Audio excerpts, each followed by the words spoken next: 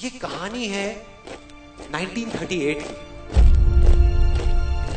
कैरली नाम के एक आदमी की हंगेरियन आर्मी में, और वो उस कंट्री का बेस्ट पिस्टल शूटर था।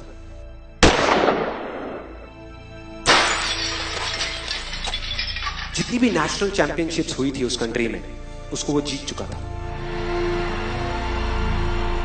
और सबको ऑलमोस्ट कंफर्म था कि 1940s में जो ओलंपिक्स होने वाले हैं उसमें गोल्ड मेडल केरली को ही मिलेगा। और उसने सालों से ट्रेनिंग करी थी। उसका एक ही सपना था, एक ही फोकस था कि मुझे अपने इस हाथ को दुनिया का बेस्ट शूटिंग हैंड बनाना है, बेस्ट बनाना है, बेस्ट बनाना है। और वो कामयाब हो गया, उसने बना लिया बेस्ट शूटिंग हैंड। सिर्फ 2 साल का फर्क था। 1938 में एक आर्मी का ट्रेनिंग कैंप चल रहा था। क्योंकि वो आर्मी में था तो एक एक्सीडेंट हो गया। उसके उसी हाथ में जिससे उसने गोल्ड मेडल जीतना था, उसमें एक हैंड ग्रेनेड फट गया और वो हाथ चला गया। जो उसका सपना था, जो फोकस था, सब खत्म।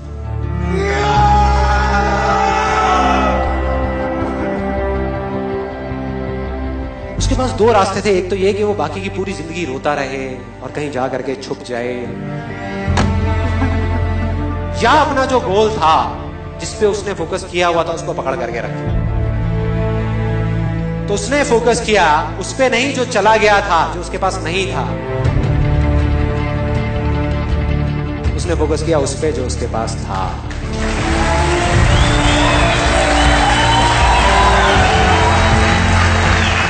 जो उसके पास था, और क्या था उसके पास में?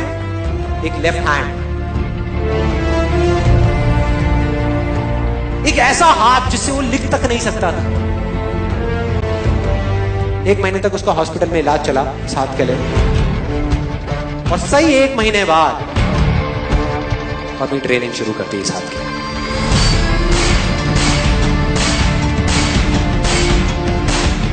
ट्रेनिंग के 1 साल बाद, मतलब कि 1939 में वो वापस आया।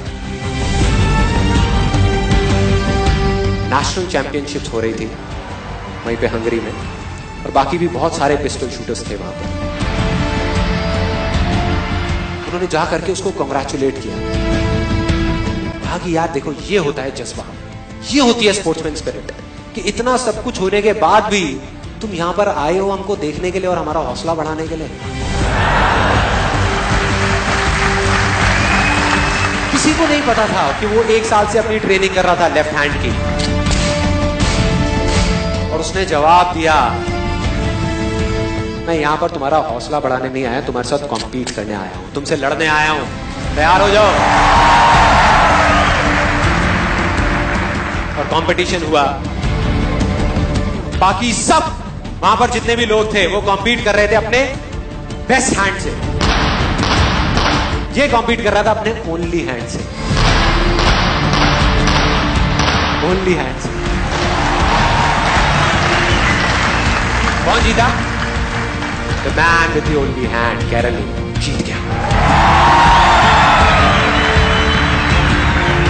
लेकिन वो यहां नहीं रुका।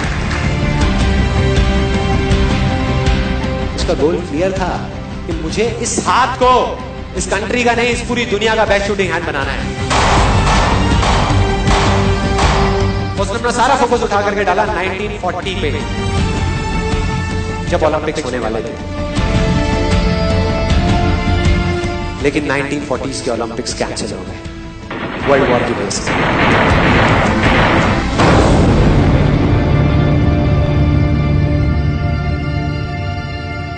उसने अपना सारा फोकस उठा करके कहां डाल दिया? 1944 में जो ओलंपिक्स होने वाले थे उसके ऊपर। और 1944 में जो ओलंपिक्स होने वाले थे वो भी कैंसिल हो गए वर्ल्ड वॉर की वजह से। फिर से कैंसिल।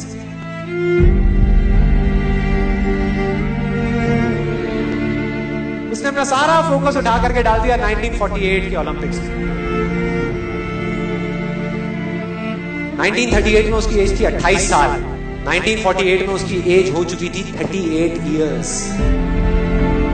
और जो यंगर जो प्लेयर्स आते हैं निकल करके, उनसे कॉम्पीट करना मुश्किल होता चला जाता है। लेकिन मुश्किल नाम का ये वर्ड था ही नहीं उसकी डिक्शनरी में। वो गया, पूरे वर्ल्ड के बेस्ट शूटर्स आए हुए थे जो अपने बेस्ट हैंड से कॉम्पीट कर रहे थे, और ये अपने ओनली हैंड से कॉम्पीट कर रहा था। और कौन जीता? The man with the only hand.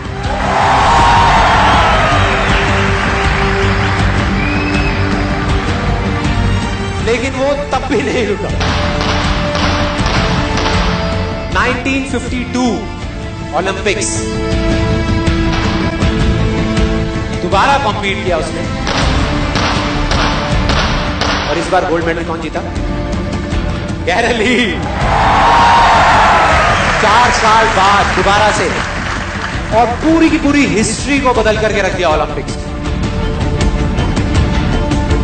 इस पर्टिकुलर कंपटीशन में उससे पहले किसी भी एथलीट ने लगातार 2 गोल्ड मेडल्स नहीं जीते।